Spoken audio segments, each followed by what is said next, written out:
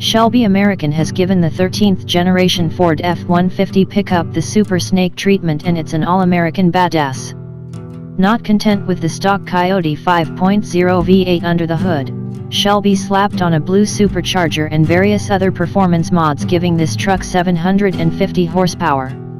That's just under double what the 5.0 makes in its stock form and 300 more horsepower than the turbocharged Raptor.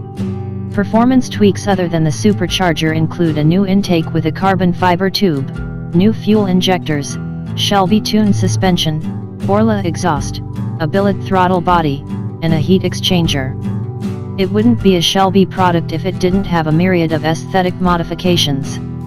There's no danger of mistaking this truck for a regular F-150. The many upgrades include a functional dual intake ram air hood, 22-inch chrome rims, a full body kit, a honeycomb racing grille insert, a painted tonneau cover, and of course, big stripes, snake emblems, and Shelby badging all over the place.